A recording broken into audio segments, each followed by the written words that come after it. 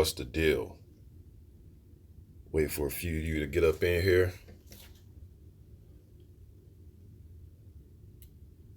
Talk about this Showtime not knowing their history, man. It's almost feel embarrassing even to have to do this video, man, or as fans even have to speak on this. Maybe Showtime they just made a simple mistake. They just don't know the history. Whoever's running their Twitter account, maybe they just don't fully understand. But this is embarrassing that Showtime doesn't know this and they're putting this type of shit out on Twitter, man. This is crazy, man. And even during the telecast, I believe I brought this up. I know I brought it up when I was watching it because I turned to my wife and I'm like, does Showtime not know that there's been other undisputed champions besides Mike Tyson? Because I forgot, you guys know the dude, the what's his name for Showtime? Rollo, Moilo, whatever the fuck the dude name is. The dude that, he's done MMA to him. I forget his name. But he kept saying it, and I kept thinking to myself, like, dude, why doesn't, like, Malinaji or Al Bernstein or especially Steve Farhood, these are great boxing minds, man. Bernstein has been ringside probably the more fights than I've ever watched. Uh, Farhood's a boxing historian. Like, how are they not catching this live? So I was thinking that because I believe it was the Wilder Ortiz fight where you guys know I'm talking about, Marlo, Rialto, whatever the guy's name is. He kept saying it like, there hasn't been an undisputed champion since Mike Tyson. And I'm sitting there like, especially Paulie, man, because the Lennox and Holyfield first fight was at the Garden.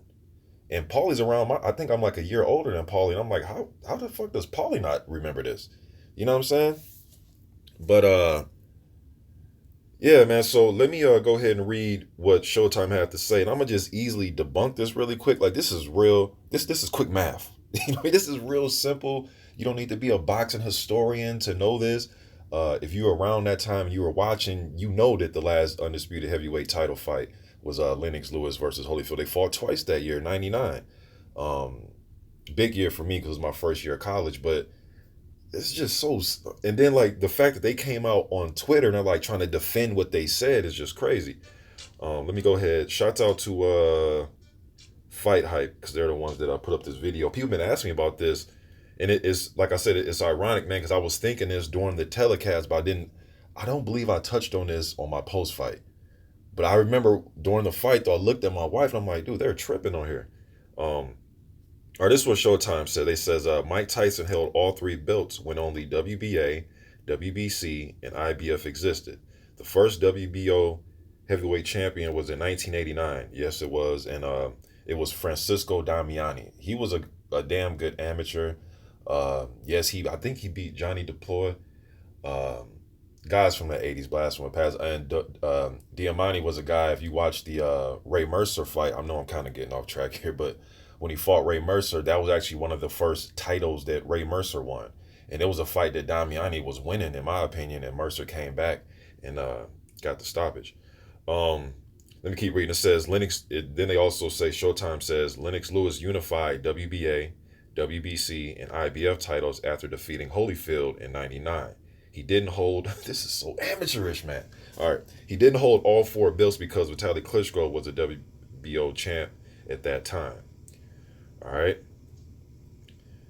It's crazy these dudes don't know the fucking criteria, man. But let me go ahead and read. I'm giving my full opinion. All right.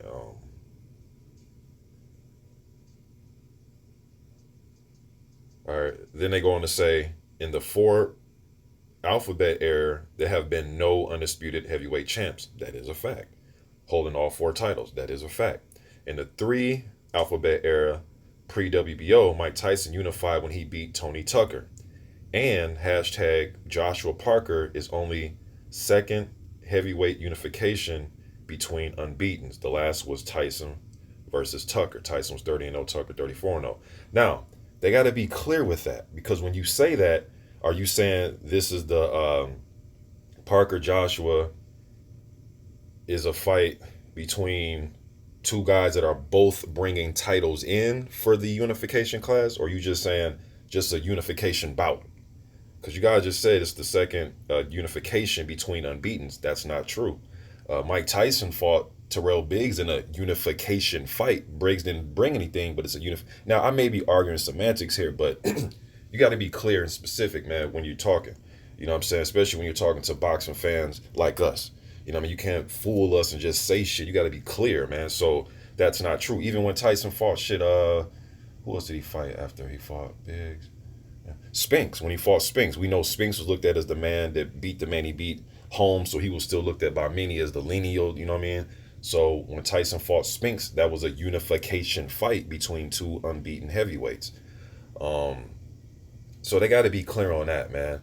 Shit, you know, so, all right, let me see what else they had to say. And I'm going to get into some other things about the criteria that they failed to look up.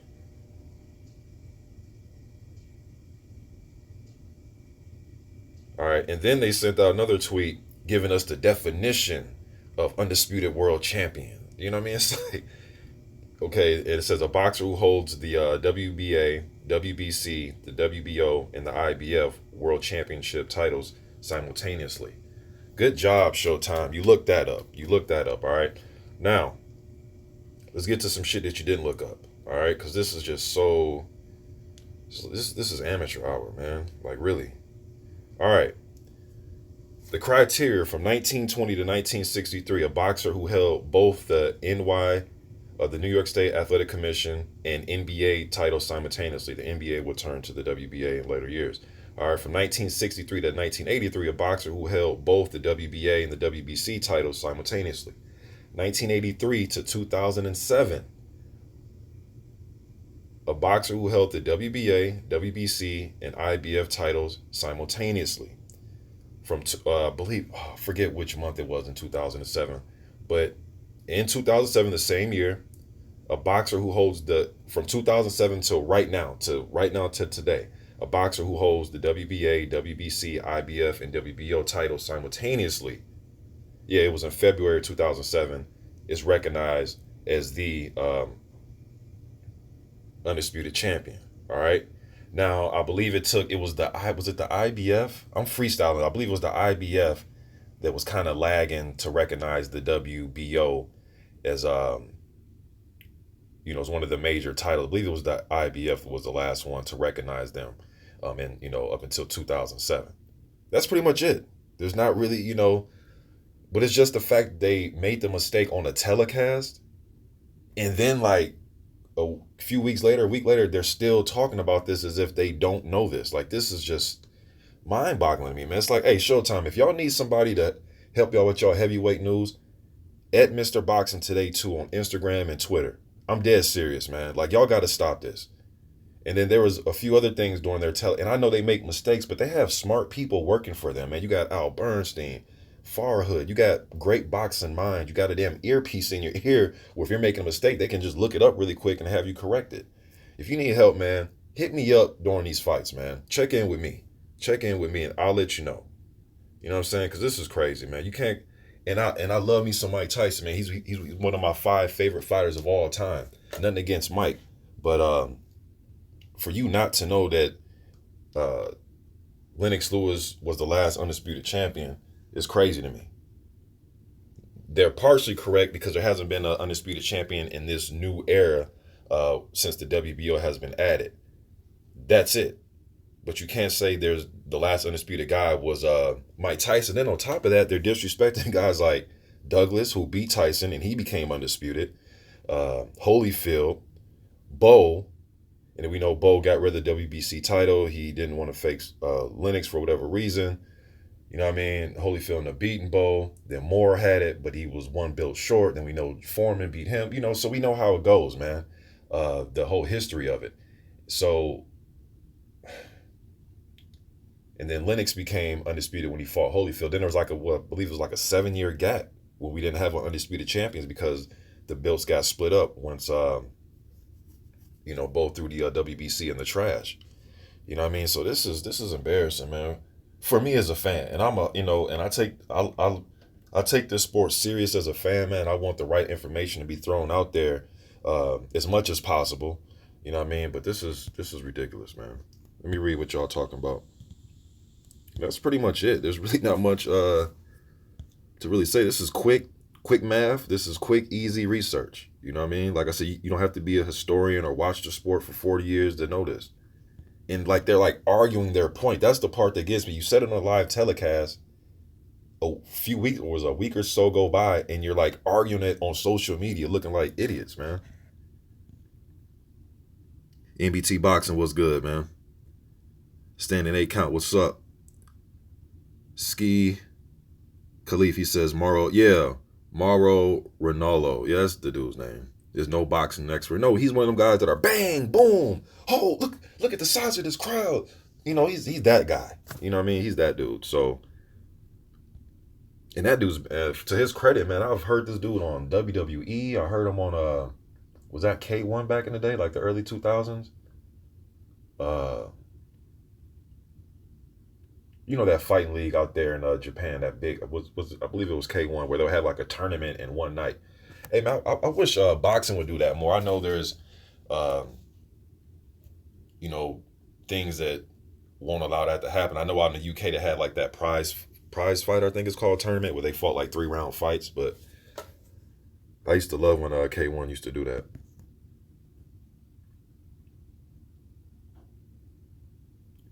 BC was good, man. He says Showtime commentators had a lot of ignorance, speaking fake news about the NYC commission rules. Yeah, man, I just, and they have all these, smart people working for them, man. It's crazy that they just say some of the stuff they say, especially when it pertains to the history, man, because now you got fans really thinking that Mike Tyson, and it's funny not to bring him into this, but it all just goes together. You guys can go to this video and see I'm not making this up. I have a video that I posted. It was Floyd Mayweather ever undisputed champion? I only made the video because people were coming to another video where I mentioned there hasn't been an undisputed champ in for however long since Bernard Hopkins. Up until that point, that video came out, and people were like, no, Mayweather. I'm like, dude, as great as Mayweather was, he was never undisputed. And if you guys go look up this video, you can put in Mayweather undisputed Mr. Boxing today. You'll see like recent comments from yesterday, a few days ago, a few days before that, where people are like leaving comments trying to school me on the issues, and they keep bringing up the whole Baltimore Judah situation. Like, dude, as great as he was never undisputed, and that's fine. Larry Holmes is one of my favorite fighters of all time. He was never undisputed. He was recognized as the best heavyweight, but we know he gave up the WBC. I believe he was trying to fight was it the fight with Marvis Frazier, and the WBC didn't want to sanction it, and they were trying to get him to fight, was it Greg Page? I believe they were trying to get him to fight Greg Page, who was the #1 contender at that time, and King wouldn't pay him enough money. It was something like that. Then he vacated, and the IBF came along, and he became their champion. And but Larry was never. Now Larry went on to beat guys who went on to win titles, Tim Witherspoon and Mike Weaver and guys like that, but he was still looked at as the heavyweight, the top heavyweight. And undisputed. I understand that things have to go right for that to happen. The sanctioning bodies have to be willing to work with each other. Things have to make sense. I understand that, man. But to me, it's a special feat, and it shouldn't be overlooked. I hear people discrediting Crawford's feat because Ndongo just lost his last fight and he was a bum and blah, blah, blah. Okay, but it's still undisputed, and it's something that's rare nowadays. Now, we can argue how good the opponents were compared to this era. Okay, that's fine, but it's still accomplishments you can't take away from them, man. People like to bring up facts. Okay, well, that's a fact. He was undisputed champion. You saying the guys are garbage, that's an opinion. You guys get what I'm saying here? So,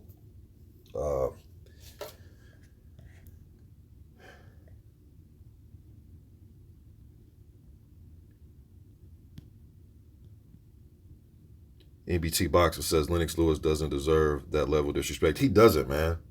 And to me, maybe it's just because, some of us are just older. I still remember Lennox as a bad motherfucker, man. Like, it's so... I don't know, man. I still look at Lennox as a bad motherfucker. Like, arguably, there hasn't been a heavyweight better than him since he retired. Like, we can really argue that. And I'll be willing to put my money that Lennox can beat any heavyweight in the history of the sport. And you guys know how I feel about Ali, Foreman, and Holmes. Those are my favorite. There'd be none above them. I'm biased when it comes to those three, all right? But to be honest with you, Lennox at his very best, he has a chance against anybody. A solid, legit 50-50-ish chance, in my opinion. He had the size, he had a good jab, he had everything that people want in a fighter. Olympic background, gold medalist. He had heart. You go on and on with Lennox, man.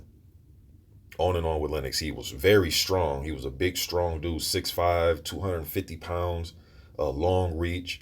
Uh, he was a smart fighter. He knew not to go in there and have a slugfest with David Tua. He knew not to go in there and just try to slug with Mike, even that version of Mike Tyson. He was a smart fighter. I'll be willing to put Lennox up against anybody. Jack Johnson, anybody, man, from any era. You know what I mean? So for this video, I'll probably put it up one of these days, but I have a picture with my father and Lennox from 1990. It had to be like 93. I think that picture was in 93. So when a lot of fans say, oh, the US fans never respected him, yeah, maybe like the HBO commentators when they would commentate some of his early fights. I'm talking about the box haircut Lennox Lewis, when he had the little box fade back in the early 90s, you know what I'm saying? So yeah, I understand that Larry Merchant would say certain shit, but a lot of us fans like Lennox. Now, when he had to fight Mike, and even for some of the huge Holyfield fans back then, they wouldn't root for him, but rather than that, we were rooting for Lennox. Lennox was a bad motherfucker, man. Like, I don't give a damn where he from. Like, Lennox was a bad dude. But I was just a huge Tyson fan, you know what I mean? So that was the only time I really rooted against him. Shit, I was rooting for him to beat Holyfield. I hate it. Y'all know how, for those of you that long time listeners, you guys know my history of hating Holyfield when I was coming up as a kid and as a teenager and shit. But throughout them 90s, man. But Holyfield's one of my 5 favorite fighters of all time. Lennox is up there. My top 10 favorite fighters are all heavyweights. Lennox is in there. You know what I mean? So crazy how much disrespect this dude gets, man. You know, people are already, I see comments of people like comparing Joshua to him. It's like, dude, we gotta wait for that dude's career to get over, man. Oh man, I just hate how people treat history. And I understand just because it was back in the day don't mean it's better, but it also doesn't mean it was weaker. You know what I mean? Like, you can visually watch him and know, like, hey, that dude could have lasted in any era. They talking about fighters are bigger and better. I mean, what, they're 1 inch bigger, they're 1 inch taller, they right around the same weight. Lennox had a long ass reach that exceeds a lot of these guys' reach today. So I don't see all this bigger, better. I mean, yeah, they're a little bit taller. 6'7", 6'8", okay, but shit, I've seen 6'5", 6'4", Tucker and guys like Lennox and Galata, Bo. I mean, shit, 6'4", 6'5" ain't short.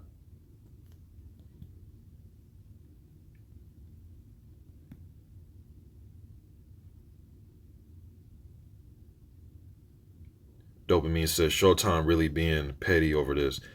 Yeah, man. And then a part of me is like, are they trying to hype up? Like, are they just trying to hype up a fight between Wilder and the winner, or why are they doing this? And how the fuck do they have all these smart people working for them and they haven't caught that they're making an error with this? Yes, there hasn't been an undisputed heavyweight champion since the 4-belt criteria came into play in, I believe, March or whatever month, or February, March of 2007. You're correct.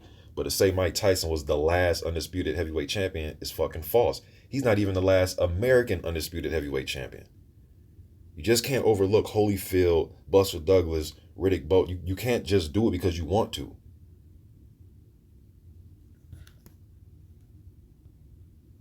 Like, who was running their Twitter account? This is crazy, man.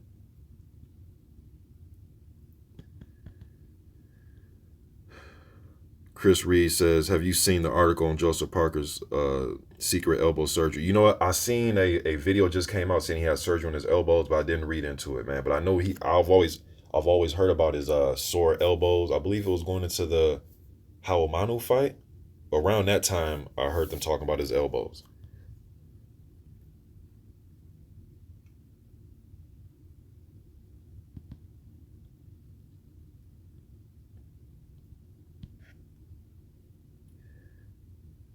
Ski Khalif says, wasn't Tyson Fury the last undisputed heavyweight champion, though? Now I know he didn't have the WBC, but he had the linear, so doesn't that make him the last one? Nah, that's not the criteria, bro. The criteria is to hold the four sanctioning body titles that are all recognized by each other simultaneously. I'm not saying you, but it seems like a lot of fans are just trying to like change the criteria of what undisputed means. It's a set criteria.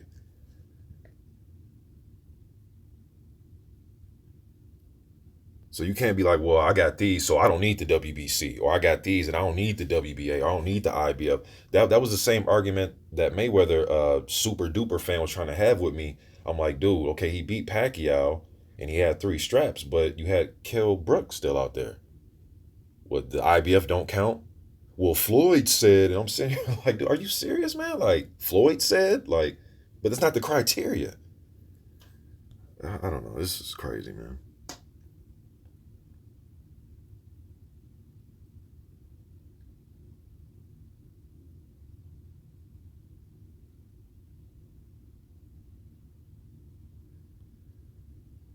Standing 8 count says apparently he is likely to join HBO once he extends his contract with Faz Car Eddie.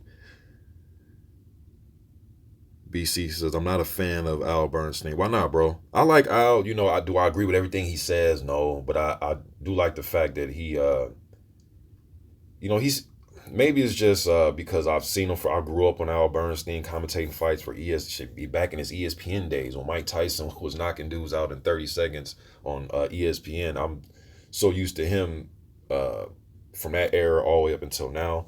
I don't agree with everything he says.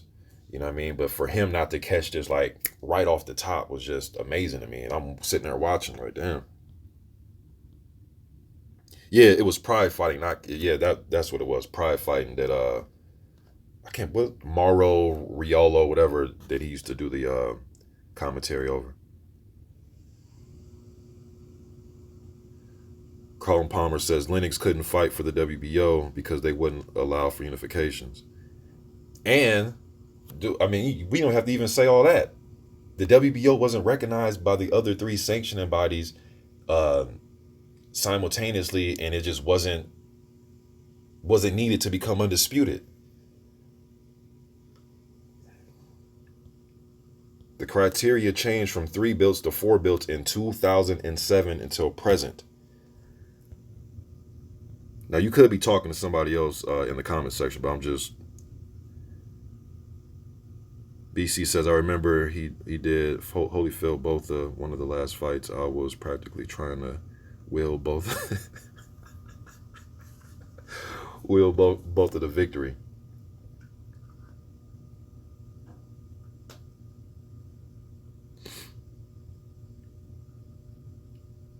Shotgun Sandwich ENT, what's good, man? He says Lennox is a legend. Yes, he is, man.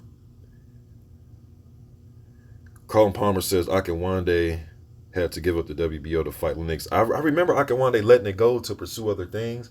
But guys, we're just arguing really nothing, man. That belt wasn't needed to become undisputed. Like,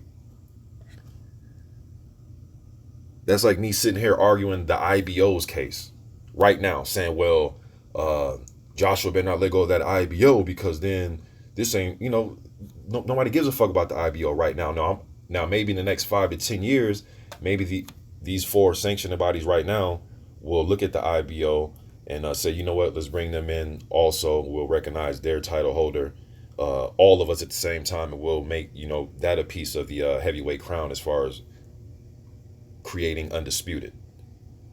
The way we look at the IBO now is how everybody was looking at the WBO in the 89 and 1990. Because trust me, back in 89, I'm pretty sure Mike Tyson would have ran through Francisco Damiani or Johnny Duploy. You know what I mean? So let's just be honest about that.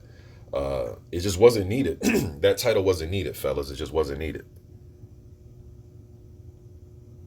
Just like, it kills me when like Hearn and media, they be, or they'll write articles. And I know that Joshua is the IBO champion, but just for them to even mention this shit, it's like, why even bring that title up? I know when Roy Jones used to fight, he used to have that strap. And I'm like, dude, nobody really cares about that one.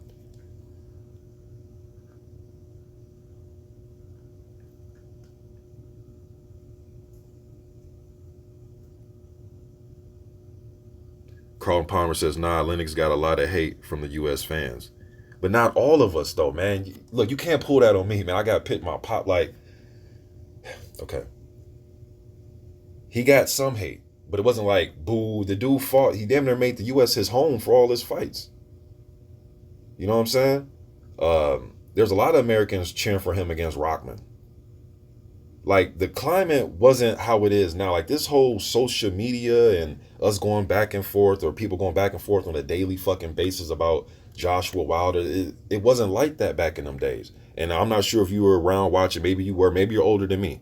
But it wasn't like that back in them days. The only hate you can really take from shit was just, well, either you had some American friends that voiced their hate towards them, or you're watching fucking Larry Merchant who hated on American fighters. This dude would hate on American. He used to hate on Roy Jones all the time. He hated on Larry Holmes early in his career all the time. All the time he hated on them dudes. Hated on Mayweather. So if you're listening to him and watching HBO, then it's like, damn, these dudes hate Lennox. But nah, man, we used to like Lennox over here. Like I said, I got a picture with my pop. Not to say that the picture with my pops and Lennox from '93 proves that he was loved over here. But he wasn't just hated by every fan, man. That's not true, man. That's not true. There was a lot of Lennox fans. It's just when he fought like our main guys like Mike, a lot of people wasn't going for Lennox. I was favoriting Lennox to win the fight, but me as a fan, as a Tyson fan growing up, I wanted him to beat Lennox that night. But if I had to bet, I'm putting my money on Lennox for that Tyson fight. My household, the night of the first Holyfield and Lewis fight, it was me, my mom. There's like 5 of us. After the end of that fight, just my mom thought Holyfield won the fight. A lot of people were displeased with that call at the end of that fight, man. Like, I know you're really trying to make this USA versus UK, but you got to pump your brakes, though, man, because some of that shit's not true, man. It's just not. But I know you're really trying to make it that, but that wasn't a social media era where people were just arguing back and forth every day. Now it just looks like there's way more. It wasn't that, man.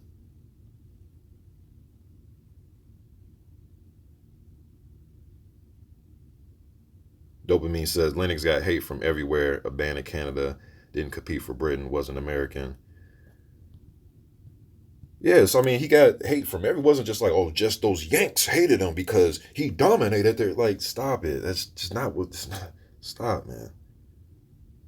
Shit, I remember watching the when he fought Ruddock, and I remember they kept saying the winner of that is going to fight the winner out of Bull Holyfield. I couldn't wait. I was like, man, I can't wait for the winner of that.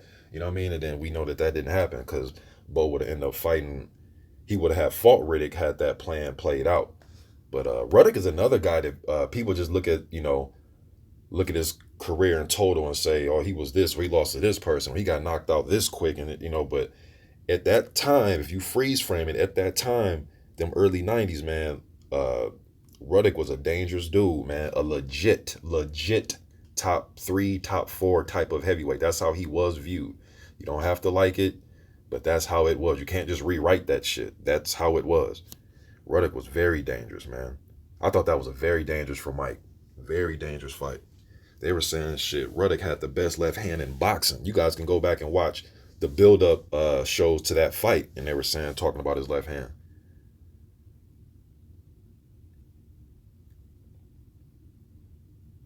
Carlton Palmer says, but now we hear the Americans saying they always respected Lennox. Get out of here. Look, man, I'm not here to change your mind, bro, but if my pops and we didn't like Lennox, my pop ain't about to take no picture, especially like in 9'2", 9'3" with no damn Lennox Lewis. We thought that dude was the business, man. 6'5". What was the trainer he had? The dude that used to train Leonard Pereira. I forgot his name.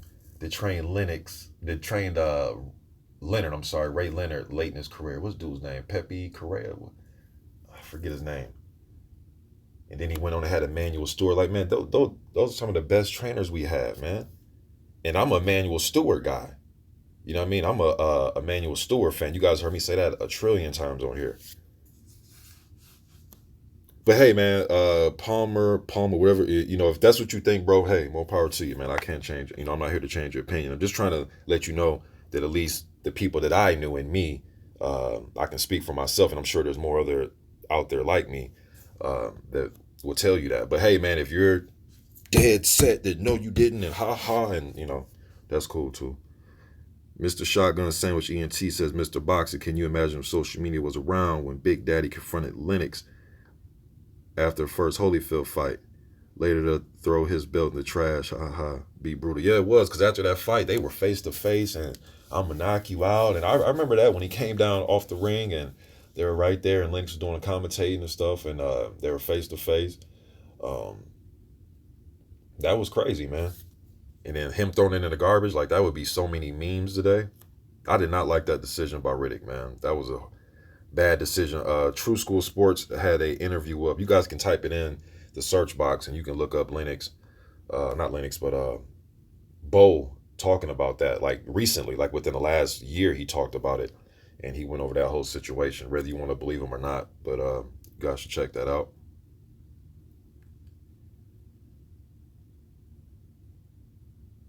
Centurion Son says, hope IBO don't get that status. I don't either, man. I really don't. I really don't. Centurion Son says, WBO was not recognized. Yep, I went over that, bro. Maybe after this you can catch. I went over all that. It wasn't recognized. The criteria changed in 2007. From 83 to 2007, that same year until they changed it. You needed 3 belts, and the criteria changed to 4. So, pretty simple stuff for Showtime to slip up. Mr. Meaner says, what's good? Good to see you back on YouTube and talking facts. Yes, sir. Especially when it comes to these damn heavyweights, yo. Dopamine says, surely it's just another expense in the form of sanctioning fee. Yeah, then you'd be paying them, damn, 5 sanctioning fees. That's crazy. If they were to add the IBO. The great John Boxing, what's goody, man? What's good, yo? Centurion Son says, Wilder gets hate from UK and many Americans. Yes, he does. He does. And people say, no, we don't hate him. We just, you can't say you don't hate him.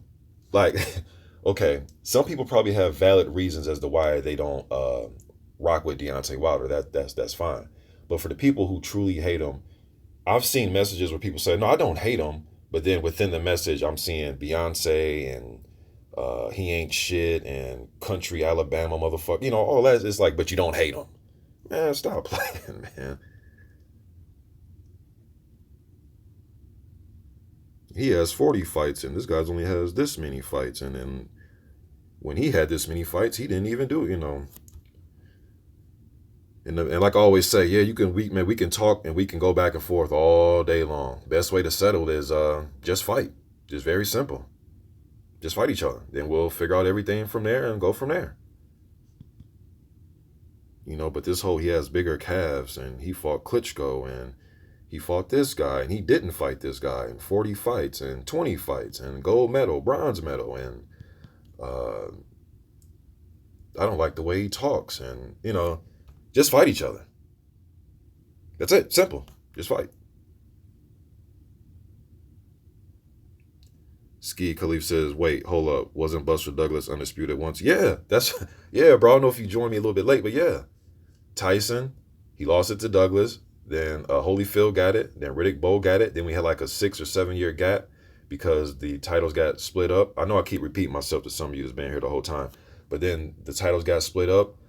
So when Moore won it and George Foreman won it from him, they were just looked at as the recognized, number one guy without having all the titles. And then Holyfield ended up beating Moore to unify. Was it the WBA and the IBF? And then, because I want to say Moore won the IBF. Did he beat Botha when he won that? Was it vacant? I forget how I went in order. But then Holyfield, then Holyfield won his title from Tyson. Because Tyson won his title from Selden. So then Holyfield beat Tyson. He picked up that WBA, and I believe Moore fought Botha when it was vacant. Somebody correct me if I'm wrong, man. I'm freestyling. and then we know how Lennox got his title, and then he ended up fighting Holyfield for undisputed. Yeah, I think it was like a 6 or 7 year gap before we had an undisputed from the time that Bo was undisputed up until when Holyfield and Lennox fought twice in '99.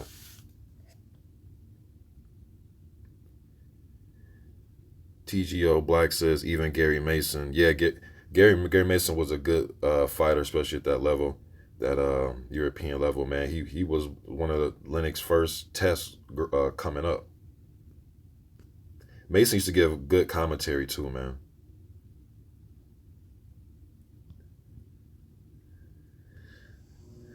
DOG 215 was good, man. Was good, fam.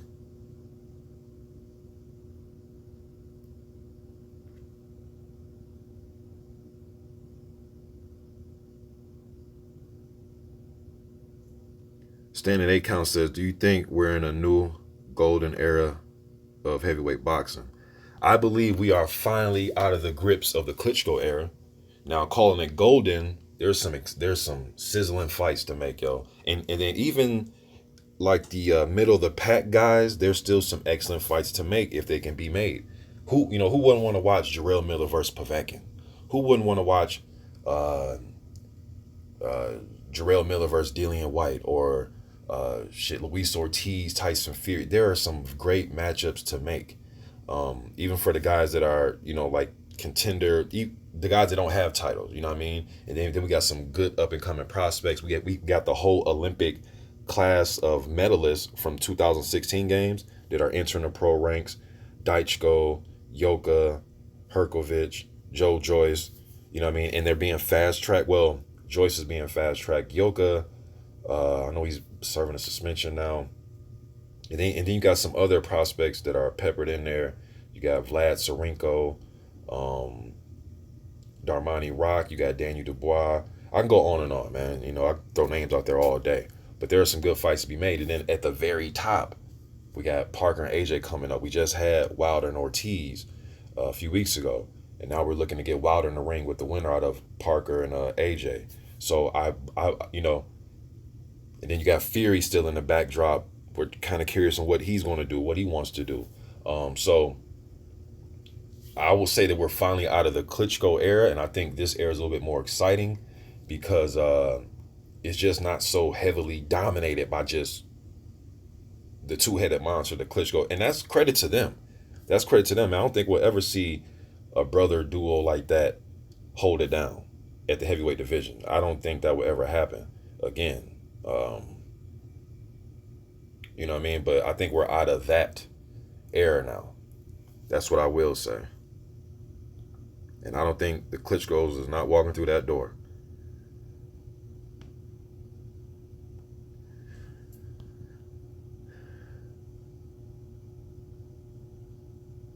Fortune favors the funny says Mr. Box today, undisputed heavyweight champion of YouTube. You damn right.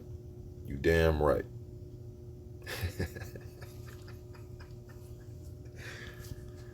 Hey man, I've been talking about the heavies for almost 10 years on YouTube, man. That's just on YouTube. So just imagine some of the convos me and my uncles would have watching it. Man, I wish YouTube was around then when I used to really watch a lot of these, have my fight parties. I'll probably have damn near 100,000 subs, man, because it was a lot of crazy stuff going on at these fight parties, man. I just wish YouTube was around back then. And like them 90s, especially in my college years, where I used to watch the fight parties with teammates and shit, man, or watch the fight and have fight parties. Should have been off the chain. The great John Boxon says, why are fans sleeping on Parker? I think because we've been talking about Joshua Wilder for so long, even before Joshua and Parker was made. It's like people want that so much. We were overlooking Ortiz to some degree when he was getting ready to fight Wilder. Wilder won the fight. And right now it's the same thing with this Parker thing. It's like we want that fight so bad, we're kind of looking past this. And then I've heard people say that, well, why wasn't nobody pushing for this in this year? Why people only want the fight now? For one, why should that even matter? And two, that's not true. A lot of fans sometimes they just say things and I don't, either they wasn't around or they wasn't really paying attention or I don't know, man. But there was a time, if you guys remember, this was around the time that Joshua fought Dillian White. It was either that fight or a little bit before that fight. You guys remember that Joshua was actually rated by the WBC. I think he got as high as number 3 or 4. And even when I seen that, guess who I wanted Wilder to fight? Guess, Anthony Joshua.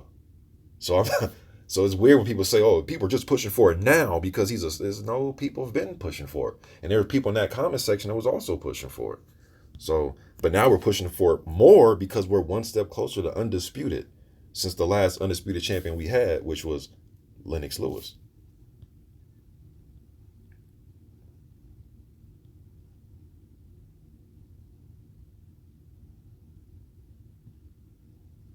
And we've had some good fights, man. I call them under the radar fights because they're not they're not going to steal the headlines on, but shit. Just recently, I mean, I thought Takam Povetkin is one of the more favorite. And I'm just talking about the last little few years. I ain't got to go back 10, 15 years, but shit, Takam Povetkin was a goodie. The hype for Vladimir Klitschko and David Haye was big. I thought Haye would. You guys remember when people thought Haye actually had a chance because he was faster and some people thought he hit harder and he fights from different angles and changes levels and footwork and speed and went in there and got dominated. That's the thing about predictions, man. You know what I mean? That boy went in there and got completely dominated. But the hype to that was huge. I remember you guys know when they're entering the ring, the Klitschko's had like like some of the best ring entrances, man. But they had like George Foreman and Vitaly Klitschko was involved. Was Lennox involved in that? I can't remember, but it was like a damn movie leading up to the ring walk, man. Ring walks was crazy, yo. But that one was a goodie as far as the build up. Um, she even fights like Brazil versus Ugano, that was a good fight. There's been some good slugfest, man. Joshua versus Klitschko and Wilder versus Ortiz. We've had some goodies. I even think Ortiz versus Jennings was a good fight. You know what I'm saying? So we've had some goodies, man. For me, I think they're goodies, but I know um, some fans look more towards the top five getting it on, which is shit what we all want. But there's been some goodies too, though.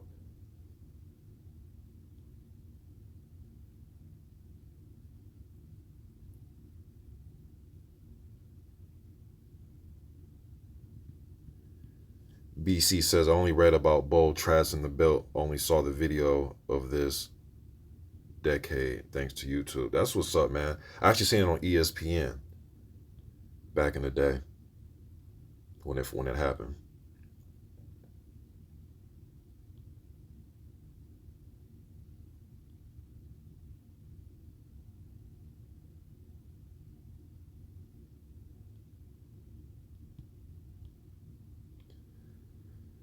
Colin Palmer says, you have to remember that a lot of the comments towards Wilder from the UK fans is said in jest. It's the reason why Eddie is hated in the States. I think there is a bit of humor divide. There could be. There could be, man. Because I know every time, it's like whenever I talk about other fights and fighters at the heavyweight division, I'm a genius and good job, Mr. Boxing. You know your stuff. But whenever I talk about a comment that AJ made, no, you have to understand. It's like every comment he makes. If he fucking comes out and says, it's hot outside and it's 50 degrees.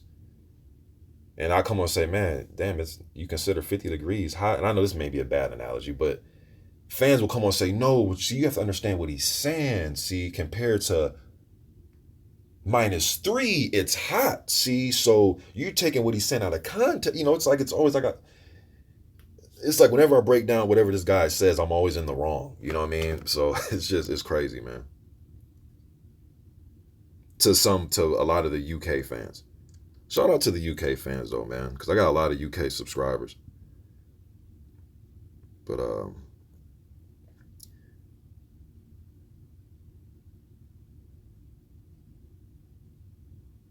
yeah, Shotgun Sandwich ENT says Holyfield fought Tyson twice. Yeah, I knew he beat Tyson. I'm just saying for the belt, just he beat him for the strap, and then he fought more in that unification fight, and then Von Bean, and then Lewis. Yeah, but I was just talking about just the which fight he won the title, then he unified, then he fought in the undisputed. But appreciate that though, man, breaking down in order who he fought. Colin Palmer says American takes things so seriously. Nah, we're just upfront. Like, just tell us yes or no. Everything doesn't, do you want to go up or down, left or right, red or green? We don't need this in between philosophical talking points. And it's just, to us, it's just like, huh? Not that we're not smart enough to comprehend the conversations he's trying to convey in a eloquent manner. Come on, guys. We're fight fans. Come on, let's just be fight fans, y'all. Don't be all this philosopher and sophistication and come on, guys.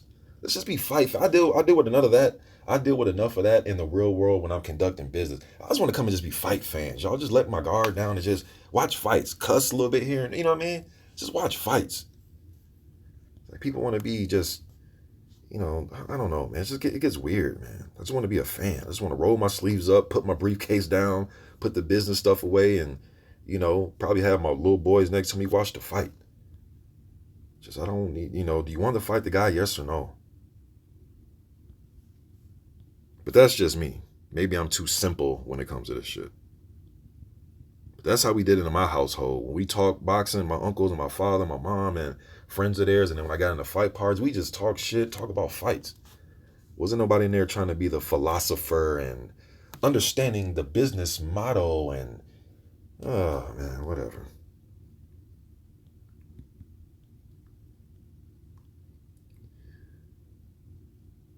Christian Bumer says, I think there's exciting prospects. Hell yeah, there is, man. There's a lot of them. Ski Khalif says, we're going to see an undisputed cruiserweight soon enough, or has it already happened? Yes, no, that fight has not happened yet, the Garcia versus Usyk fight. But yes, and I'm glad that the WBA made the decision to, I believe they made Lebedev champion in recess or whatever. But going into that tournament, Dorticos had the WBA regular title, and Lebedev still had the real title, the super title. This is so stupid, but the super title, the real title, okay? So I'm glad that they stripped him and they made that a part of Gassiev versus Dorticos.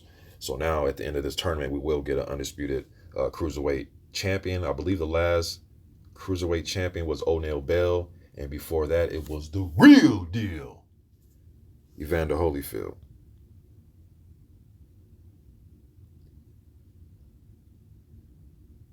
Brand says, do you think Anthony Joshua was holding back the heavyweight division?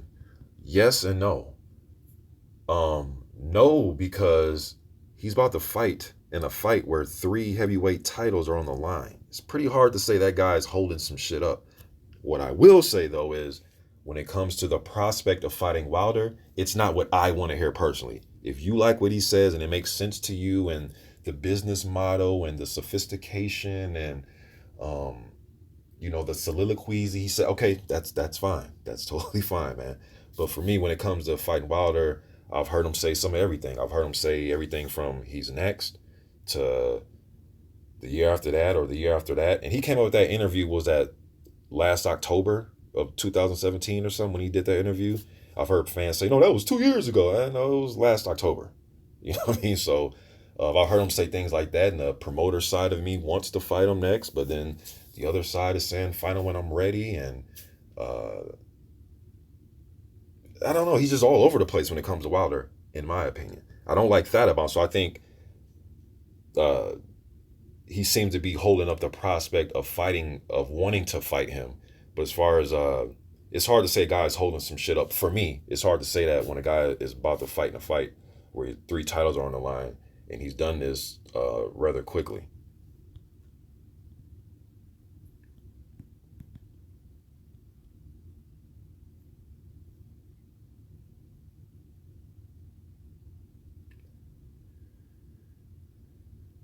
Colin Palmer says, chicken legs, bum squad, it's all banter. It's not that serious, laugh out loud. Maybe not to you, bro, but to some people it is. Because I hear some people, do you think a guy like this can beat this guy with legs like that and with skill and technique like this? And, so.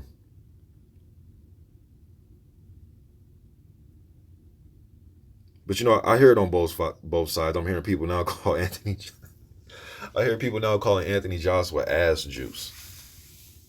So yeah, it's chicken legs, Beyonce ass juice. The shit goes back and forth, man.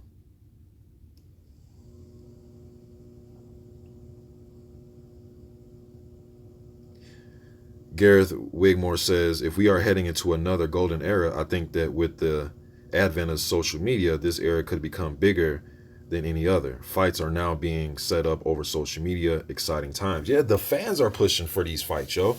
That's why when, because our voice is heard, and I believe that even some of us YouTubers, whether some of you want to believe it or not, whether you're a YouTuber that creates videos or you're just a commenter, even some guys that are on, have the Facebook communities and all these other communities. I think some of our voices are more powerful than Al Bernstein and the guy on ESPN or the guy that's on Sky Sports talking about it or this guy or that guy or even some guys that are fucking former fighters, because we start to get followings, and people start to listen to us. We cover this shit daily. This isn't we're going to cover it when there's a big fight. We cover this shit daily. You know what I'm saying? I would say that I have to be shit up there as far as covering heavyweight news for the last 10 years on social media. I know I'm not as big as boxing scene and some of these other outlets, man, but I got to be up there. And there's some, I'm not saying just me, but a lot of us, yo, there's a lot of us as far as covering this thing, man. So our voices are being heard, by the mainstream.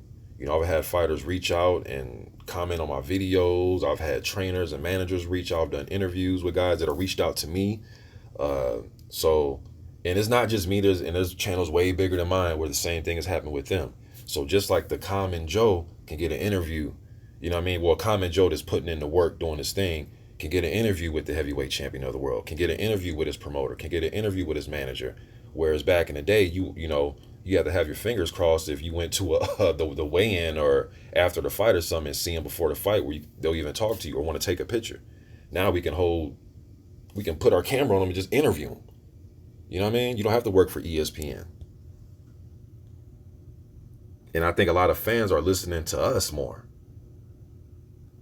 We're not going to sit here and wait for ESPN to pick up on a fight that should be made. For what? Why? Why would we do that when we know more than what? I mean, look what Showtime is doing with all those knowledgeable people that's working with them, where they don't even fucking know that Lennox Lewis was the last undisputed heavyweight champion. Why would you want to sit and wait for them to tell you what fights should and shouldn't be made?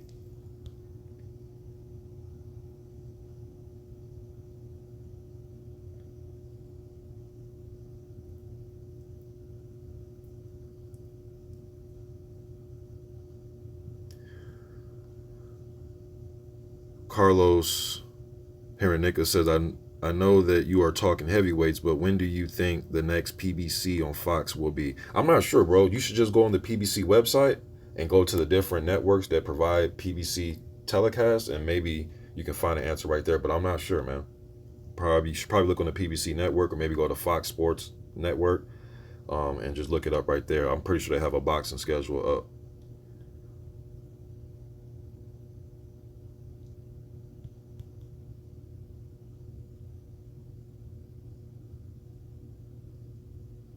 Standing 8 Count says, I feel that once some of the top heavyweights lose their O's, then things will get really interesting and hopefully we'll be seeing rematches. Yeah, and I'm a fan of rematches. I like for things to get taken care of first if we're trying to, if it's involving the title holders. But yeah, there's nothing wrong with rematches. Some of the greatest fights of all time have been rematches. And there's a lot of good in between fights. I call them tweener fights, where you have the up and coming prospect who's undefeated or maybe one loss and he's probably revenge, trying to fight a guy that has probably fought for a title or a guy that's trying to make his way back and contend for a title again. So it's kind of a crossroads. A fight like let me think a quick one. Konowski versus Spilka, right? Spilka trying to make his way back from what happened in the Wilder fight. And Konowski's guys working his way up. They fight each other. Now Konowski has eliminated Spilka as he works his way up. That's just one example.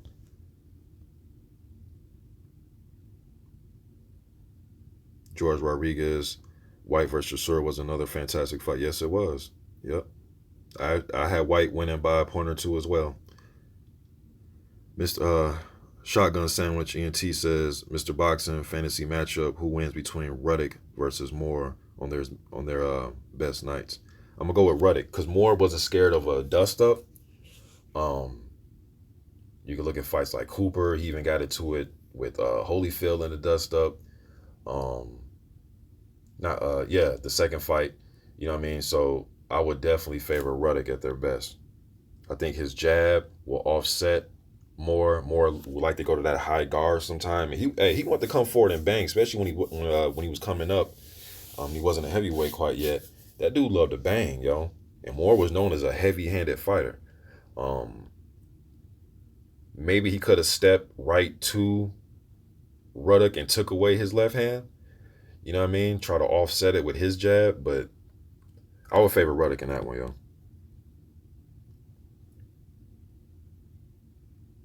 Kylie Sauerland, what's good, man? I know it's the fake Kylie Sauerland, but he says, if it weren't for the UK, boxing would be dead. Okay, if that's your opinion, but I don't believe that.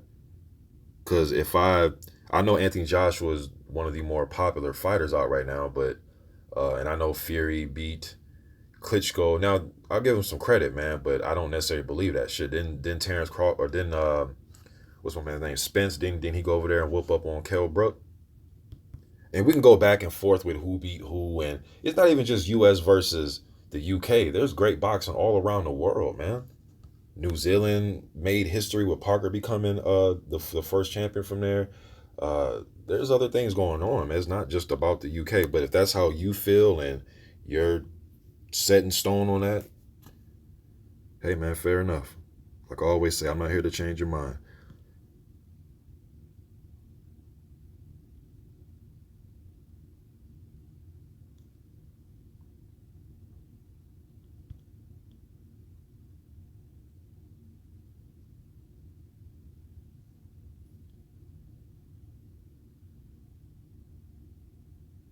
Dopamine says, as a UK fan, I appreciate the moderate, considered perspective of these live chats. Appreciate that. George Rodriguez says, I think it's pretty obvious that Hearn will weigh up the options after Parker, all being well, starting with communications with Al Heyman's team. I think they're going to weigh up a lot of shit. I think they're going to weigh up should they fight Povetkin because he's going to be on the undercard, and if AJ's to beat Parker, let me make sure I say that. Povetkin's going to be on the undercard. Povetkin, from last I checked, was the number one contender in their rankings from by the WBO, WBA. So hey, right, and I believe he's in the top 5 of the IBF and WBC. Somebody correct me if I'm wrong. Um, so he can use that, especially if Povetkin looks great against a tall UK heavyweight, so they can play off of that. Like, hey, look how Povetkin looked. You know, he had a shot against Wilder, didn't go through. Um, you know, he's still around. He's only lost to Klitschko. Klitschko went 12 with him. Let's see if we can knock him out. And he's number one by 2 of the sanctioning bodies. You know, so they can play that thing. They got a lot of options, man. I know Joshua has been wanting a rematch with Dillian White, and a lot of fans don't know this.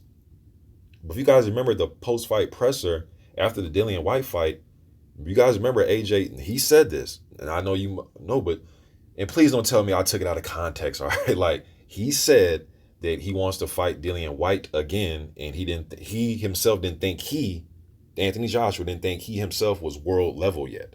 That was according to him. And I remember I did a post fight, and I'm like, well, and this one, like, no titles were involved. So at this point, I'm like, hey, man, if you want to fight Dillian White 10 times in a row, go ahead. There was no title that was being held up or nothing. It was just a rivalry. It was some domestic level titles involved, but it wasn't like a world title. So at that point, I'm like, well, shit, if you want to fight him 5 times in a row, go ahead.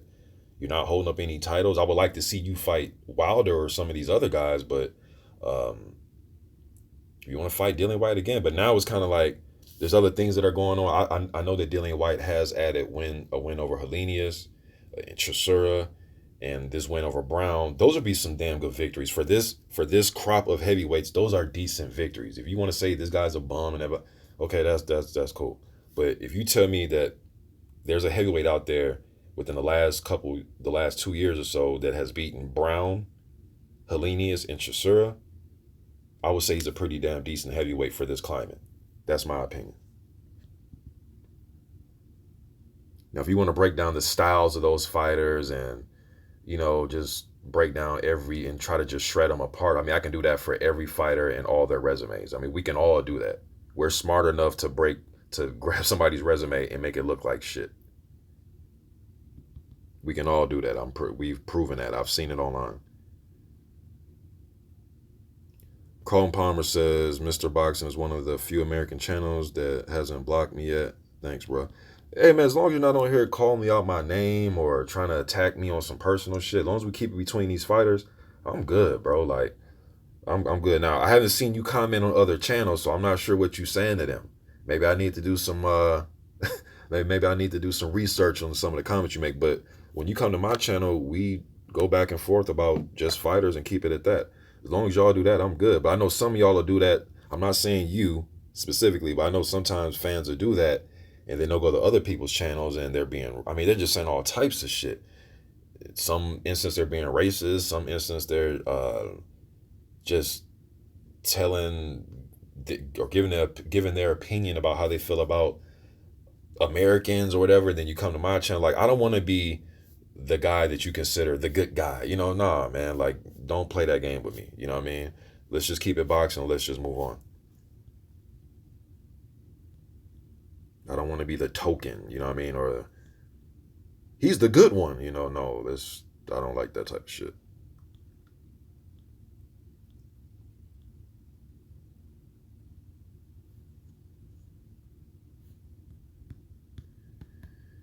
Read some more comments. What time is it, Joe? Okay, it's only 5:50.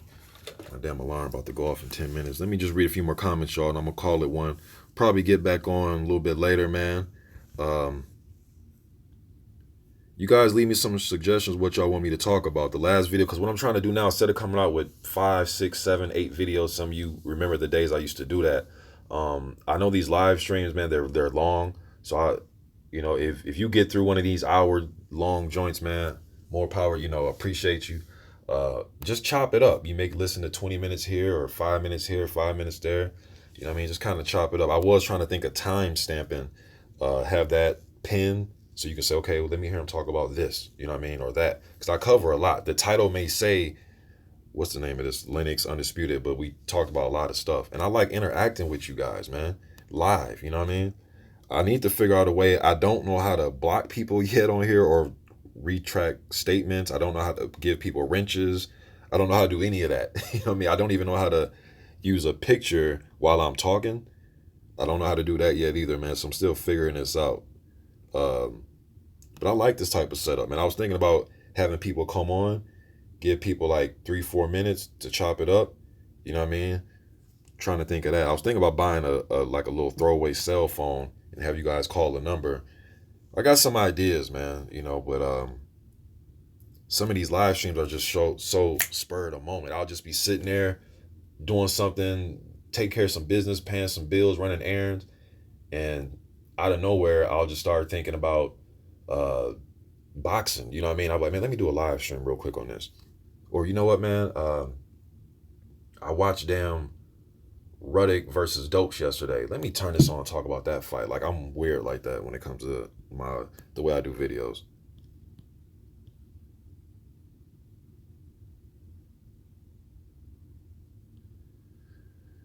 Dan Mac, what's good, man? He says, do you think Marik Gassiev can make it as a heavyweight? I would like to talk to Wilder about that, yo, because Gassiev has sparred a lot of rounds with Wilder.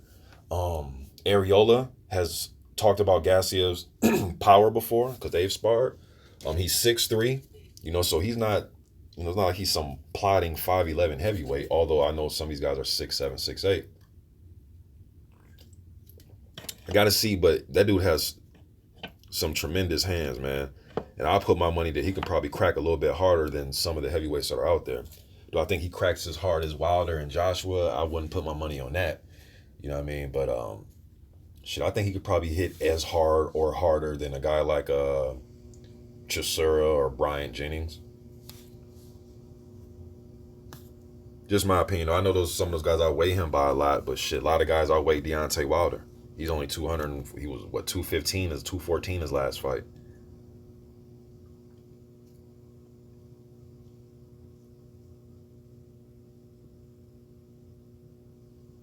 Mr. Meaner says he may not talk the part, but Joshua surely is doing the right things. He hasn't even been champ for 2 years, and he's getting us close to an undisputed champ already. Yeah, I agree with that. I do agree with that. That's a fact.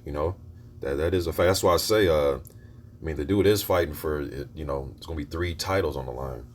I know the IBO, but I don't count that, so I'm not gonna say 4. Just the 3 titles are on the line. Well, that is on the line too, but you know what I'm talking about, to become undisputed. Um, it's just when he gets to talking about Wilder, that's when AJ does everything else. I'm a fan of AJ. It's just when it gets to Wilder, for me, he just loses me. He just loses me, man. I'm sorry. I'm sorry. He just loses me.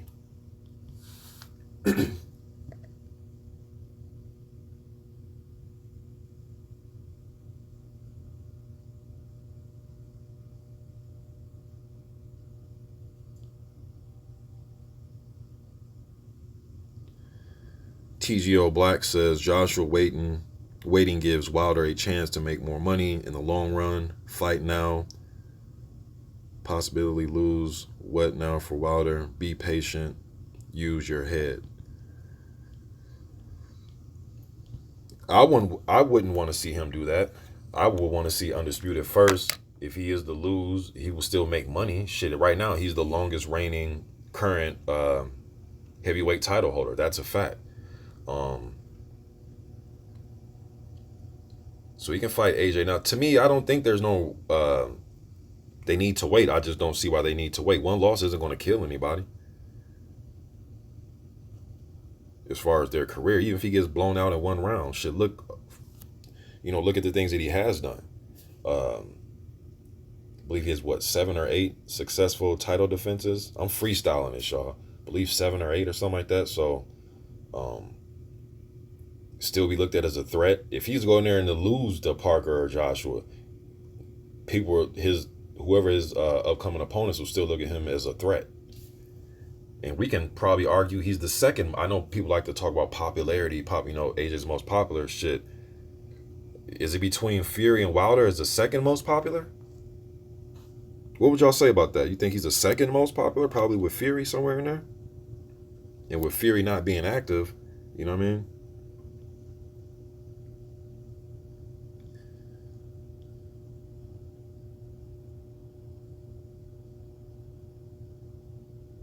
Gareth Wigmore says, if AJ Wilder doesn't happen next, who deserves the Wilder shot more, Dillian White or Dominic Breazeale? Who's earned that shot?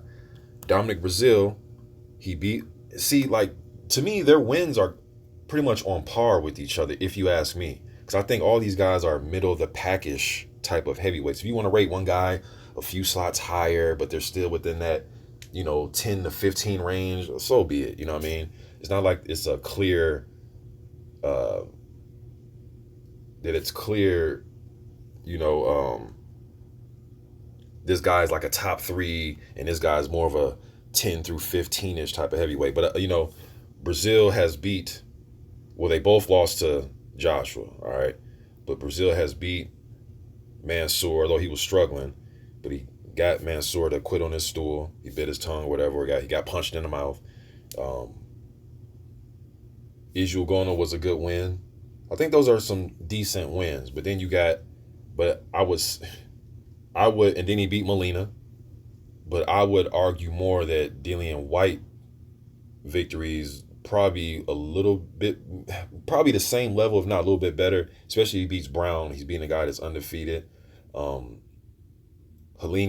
who only had 1 loss, he lost to Duhaupas. He got stopped by Duhaupas when they fought for that WBC silver title.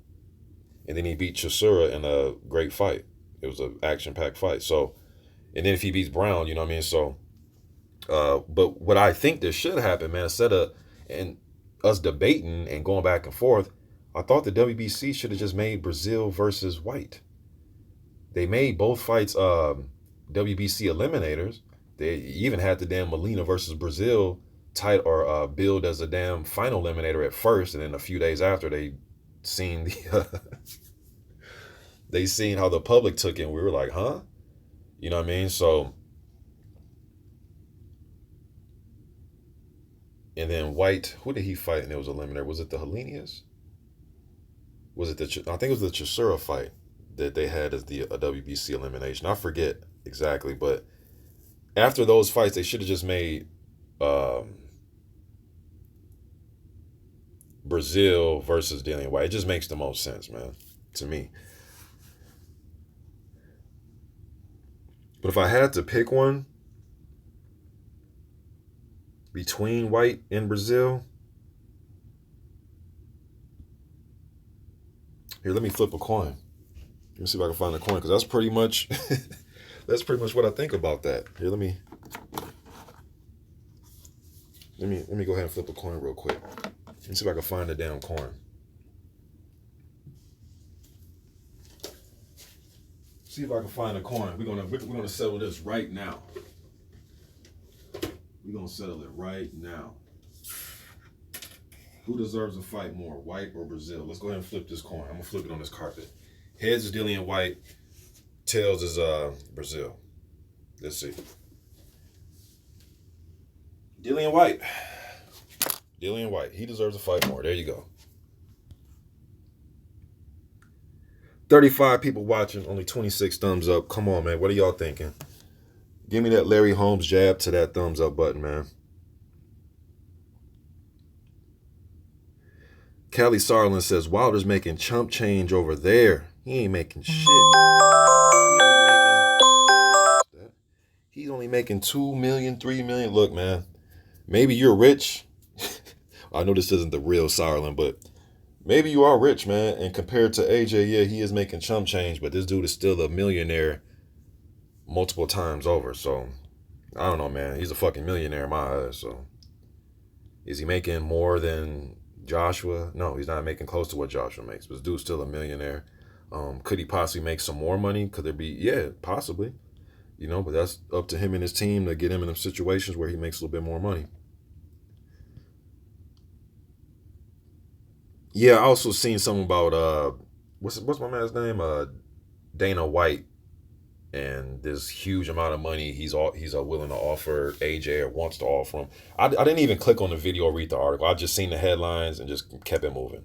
I don't want to see AJ in that type of shit, man. You know, I know James Toney. What about you? Didn't say that about James Toney. You didn't say that about Floyd Mayweather. You didn't. I don't. What the fuck does that mean? I want to see undisputed. Mayweather, we know how he does, especially towards the end of his career. He just does his own thing. Tony pretty much gave us the best of his years, man. He gave us the best of what he had. Even his heavyweight run was at an end. You know what I mean? He gave us the best of him. So that was kind of like the end of their career type shit. Even a guy like Ray Mercer, end of his career type shit. You know what I mean? That type got interrupted for a second. But AJ's in the prime of his damn career. I want to, even if it was Wilder or Parker or anybody you want to bring up. All right, so this isn't just an AJ thing. If he was to offer that to Luis Ortiz, to whoever, man, shit, Ortiz is up there in age, so, but I still want to see Ortiz fight. You know what I mean? In boxing. But hey, man, if Joshua chooses to fight fucking Brock Lesnar or whoever they're talking about or whoever it is, that's on him. You know what I mean? But I would way rather want to see him continue in boxing.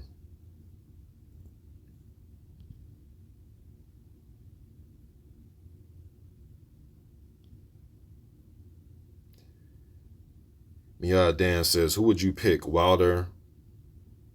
Who would he says who would pick Wilder over Vitali? Laugh out loud. Man, Vitali was a bad dude, man. Vitali, you know, I know Tyson Fury is getting credit as being like a big, tall, you know, the tall 6'7", 6'8" type of guy. I know they list Fury at 6'9". I think he's more closer to 6'7", 6'8". But anyways, just seeing him stand next to Vladimir. But I know he's getting credit as being the, you know, one of the first super tall guys like that to fight off the back foot, blah, blah, blah. Man, Vitaly Klitschko, to me, brung in that era. Um, Good footwork for a guy that big, fought with his hands down. He was kind of incorporating the Larry Holmes type of style to a guy in a bigger body. Um, you know, so Vitaly was a bad dude. He had a good chin. He had heavy hands. Um, that was a bad dude, man. I thought he was the better of the two Klitschko's.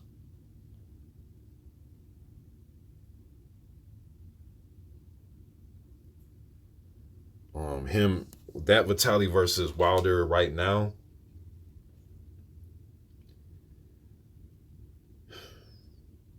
The best Vitali versus Wilder right now.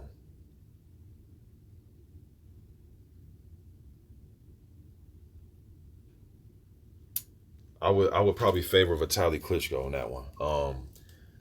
I've seen that dude gained a lot of my respect in that Lennox fight, yo. I know people get on him about the Bird, but besides that little blemish with Bird, he hurt his shoulder. He was up on the scorecard. I know he quit, but he quit. He quit. He quit.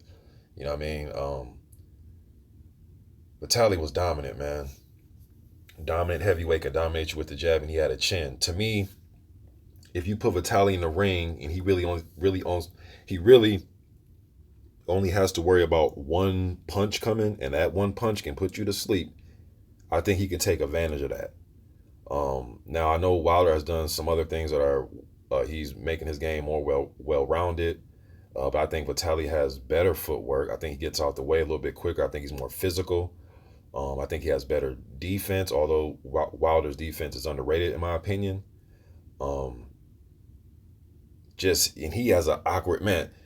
To me, it might be a lot of posturing in that fight. It might be a lot, man. We in that fight we may see 10 rounds of posturing before the fight heats up in around 11 and 12. Because both those guys can move well, great athletes with their legs, man. But I would favor Vitaly Klitschko in that fight.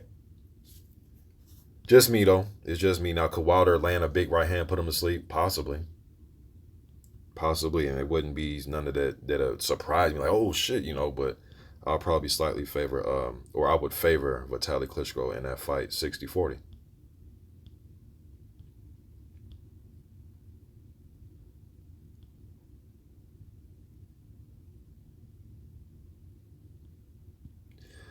Somebody says somebody's being a troll. I don't know how to do to hand out the wrenches, man. I don't know. I don't even know how to do that shit, man. How the hell do I hand out a wrench? Let me see.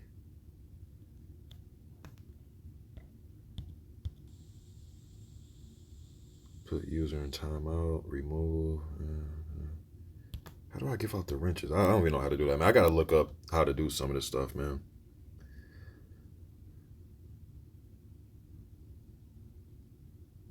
Ski Khalif, he says Wilder has the power to knock out anyone, though. This includes the likes of Prime Vitaly Klitschko. Yeah, I agree with that. I totally agree with that. He does.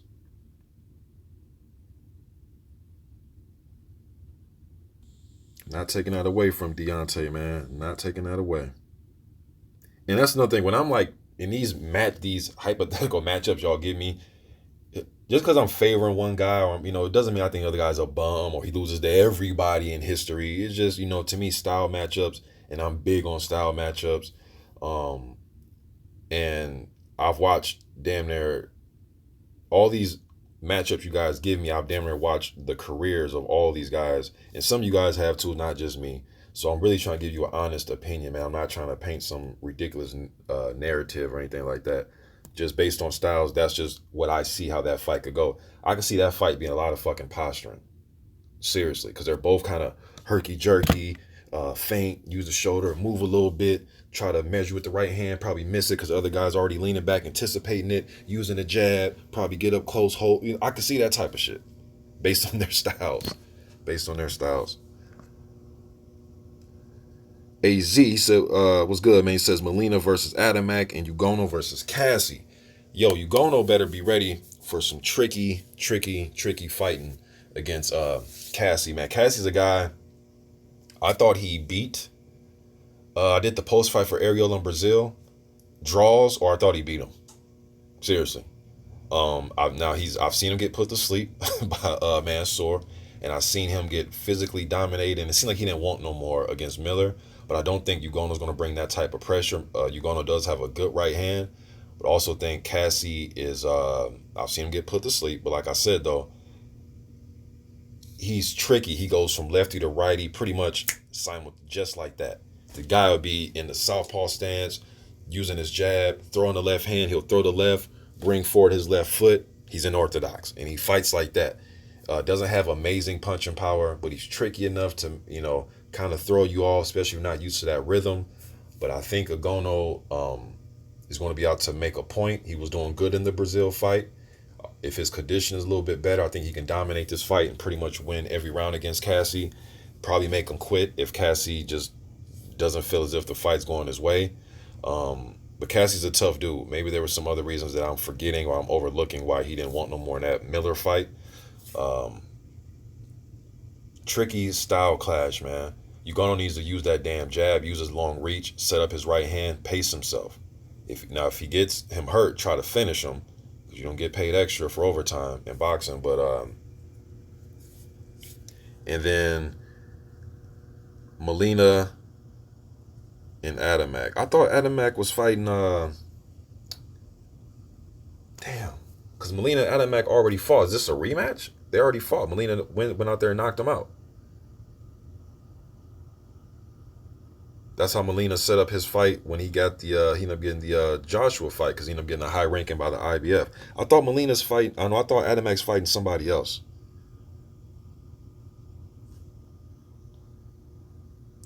Damn, I think he's fighting somebody else. Az. Somebody looked. Fuck. Who is he fighting, man? Is it Hao Manu? No. Who the fuck is he fighting? I do all these freestyle, man, so I don't have box recs. Yeah, Joey A. Bell. That's who he's fighting. Um, I actually talked about that in one of my other live streams, but I'll touch on it briefly because I'm gonna hop out of here, man. A. Bell has been sparring with Wilder. He has picked up some decent victories. He beat 19-0 John Wesley No Fire on the PBC card. He did get knocked out by Rivas, but then after that, that's when he beat No Fire, and then he beat fuck. Is it Christoph Zimnock? Did he beat Christoph Zimnock? There's another guy that he ended up beating too. If you guys got box rate, look it up, man. Did A. Bell beat Christoph Zimnock and John Wesley No Fire, his last two notable wins? But anyways, the dude has a hard damn left hand. I know he's been stopped, knocked out before, but he does have a good left hand. He has been getting some good sparring. Adamek, well, they're both guys that are older. You know what I mean? It's like, Joey Bell, he's from my neck of the woods. But it's not like he has been, it's not like he's a spring chicken. You know what I mean? But heavy left hand, man. If he lands it, he can put Adamek down. Adamek, I believe, has the better skills. He's the quicker fighter as far as letting his punches go, his output, better with his legs, better defense in my opinion. But A. Bell has that equalizer. It is the heavyweight division, and I do think Adamek will come out to impress. So maybe he gives A. Bell a chance to land something on him. That's what I think about that one.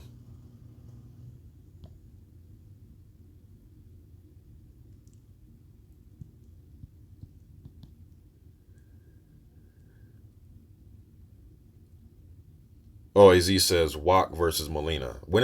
So that's who Wak is fighting on that card with Iju, because I know Iju and Wak are sharing the same card.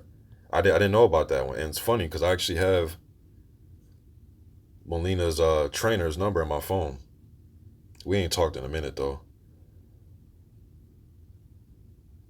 I'm gonna call up Robert Zapata. I'm gonna text him, man. But I didn't know that fight was made, or if I did, I forgot about it. But I'll break that one down. Just thinking about top of my head, um, I think Molina should try to outbox Wak. I don't think him going in there trying to knock him out. He may hurt his hands or tire himself out trying to do that. I think he should, kind of fight the fight that he fought against Adamek, man. To me, that's his last really solid performance. I know he came back after the Joshua fight, picked up a victory over a journeyman, but kind of move around a little bit, kind of bait Wak, make Wak move, make him move, make him move. Don't let him get set, because that's when he generates the most of his power. Shit, look at the shot he landed on, was it Christian Hammer, and knocked him out cold back in the day. You know what I mean? So make him move, make him exert some some energy, turn him. Just be the quicker fighter in there, man. There's no reason to sit there and try to slug or stop a big guy like that, in my opinion, especially when you're not known as a knockout artist. Although Molina does have some heavy hands. The dude's a heavyweight.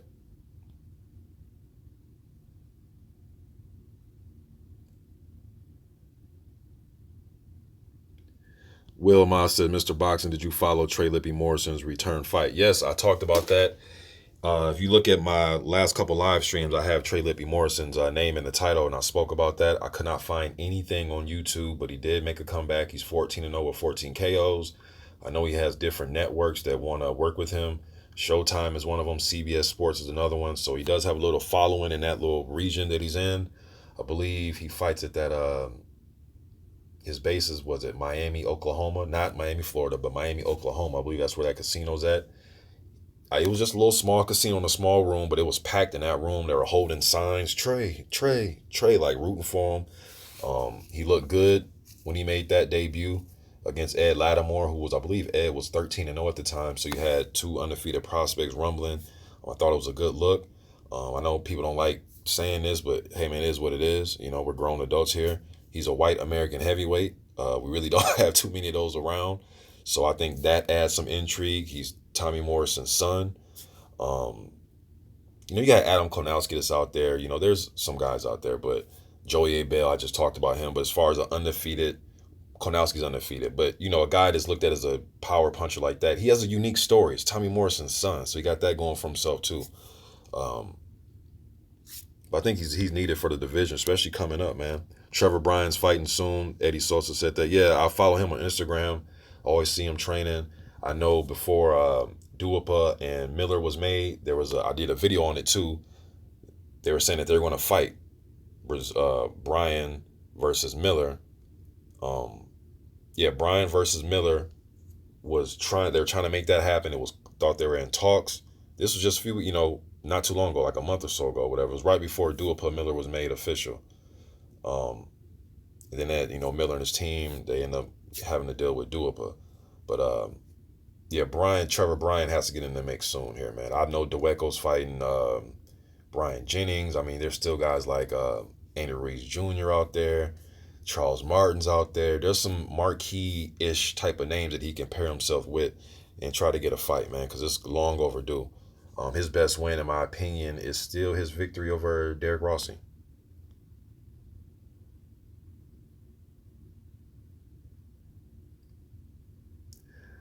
All right, y'all. DOG215 says, can White on HBO fight Miller if he's on Showtime? Yeah, hopefully, with this network shit, man, maybe they can and yes, I did recognize that White versus Brown did get picked up by HBO. Hopefully they can find a way to make it happen, man. I hate when fighters do this and network and he's on this network, he's on that. Hopefully they can make it happen, man. But what I do know is the dude is rated highly by the WBC, so they would have to make something happen. Maybe they have to do something behind the scenes to make that happen, man.